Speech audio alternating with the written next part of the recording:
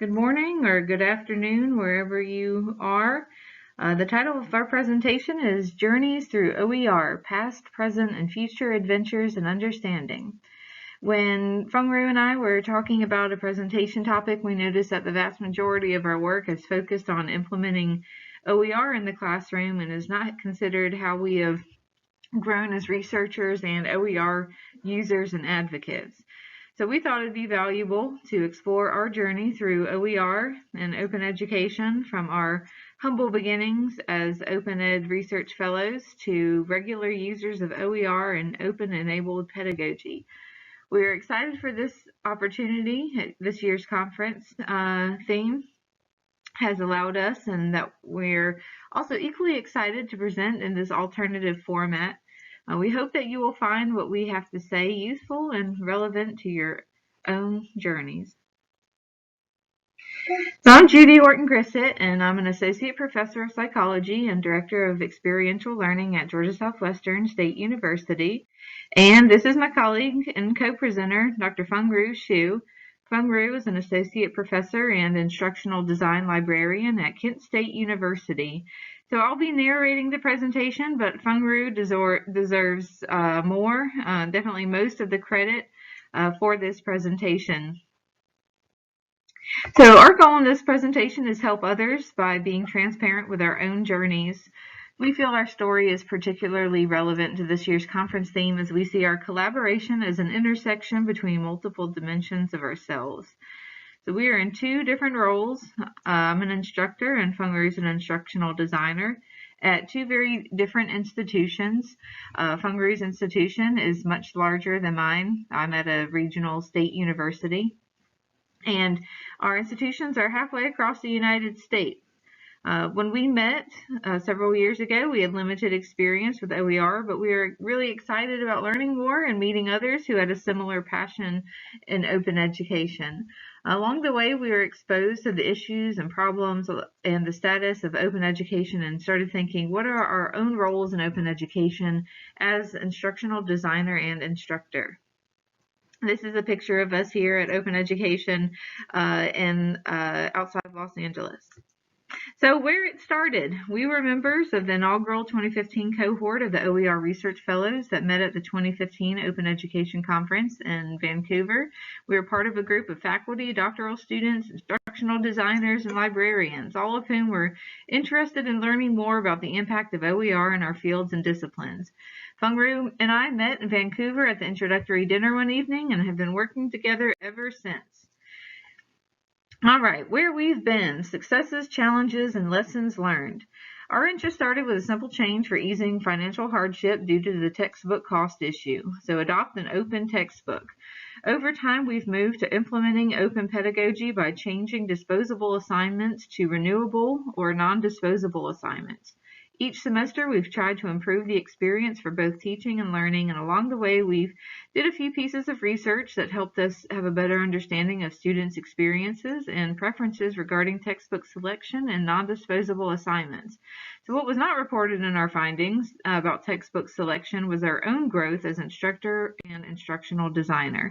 So here are a few of the things that we have worked on. Most recently, we were highlighted in the AAC&U October 2020 newsletter. We've had a publication together, and we've had multiple conference presentations together. But not everything has been sunshine and rainbows, though. This is a picture of us at Niagara at the Open Ed conference. Sometimes the water has gotten a little rough, and there have been some challenges along the way. For one, being at a smaller institution, we didn't have an instructional designer, but that was okay. We collaborated through conferences and groups like the Open Ed Fellows. So that's part of what our presentation is about. It's about the collaboration between faculty and instructional designers. A second challenge is that if you're collaborating with someone at another institution, so they may not be familiar with the culture and student body, but that's something that can be relieved through good communication between faculty and instructional designers, something that Feng and I have gotten much better at.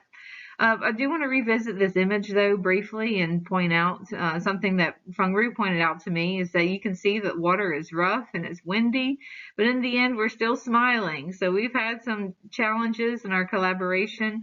Again, a couple mentioned in the previous slide.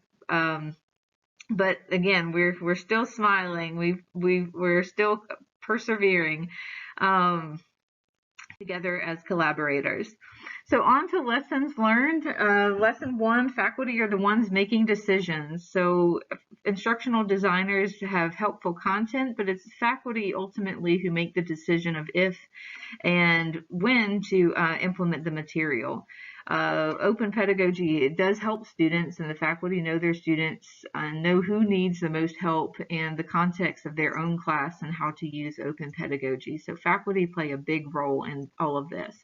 A small percentage of students are the ones who need the most help, and it's really the job of the faculty to identify those students and to share with those students, share with all students, but they are the ones who know which students need it the most. Something else to point out here is that faculty don't need to change everything at once when they are making any decisions. They can make a small change each time. For example, in terms of OER, open textbook adoption, you can use one chapter at a time or gradually replace a copyright restricted or commercial textbook slowly over time with using some different supplemental materials. So for open pedagogy specifically, if you're replacing disposable assignments, you can change one assignment at a time. There's no reason to change everything at once. Something else that we've learned is that we don't have to use some of the higher grades of technology. You know, for instance, we started with a paper version of the assignment that we first started collaborating on, and then we gradually made it more streamlined with an online rubric over the course of the semesters.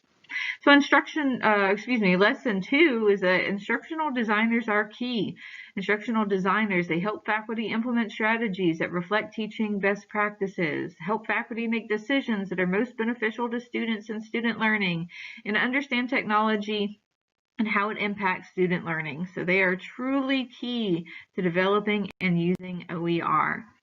Lesson 3 is that it is truly a team effort. We've had many people help us along the way. I'd like to give a special shout out to you, Lynn, and her help with helping us with some of our data on past projects and being really another guiding voice in our collaboration. So she is also a co-collaborator. All right, where we are headed, it should say. So we are moving forward in a time of increased emphasis in remote and online learning, as we all know. And this evolution is going to be crucial both as individuals and as a field as we continue to move forward with rapid pedagogical shifts and changes during this unprecedented time. So there is going to be an increased focus on remote learning, but this means really the opportunity for more collaboration.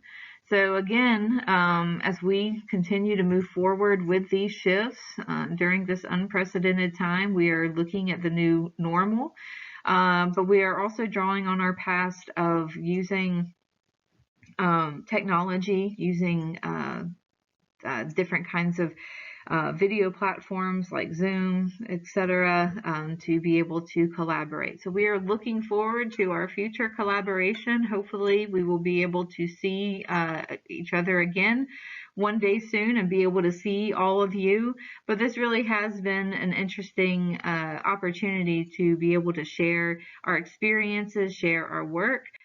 So thank you again for listening to our story. We would love to hear your story. We would love to hear your questions, your comments, anything that you have for us. You can reach us through email. I have both of our emails here. We are happy to welcome more collaborators. So if you're interested in, in any of the work that we have worked on or interested in working with us, let us know. But at least if you have questions, feel free to reach out. So thank y'all again for listening from both myself and Feng, and have a great rest of your day.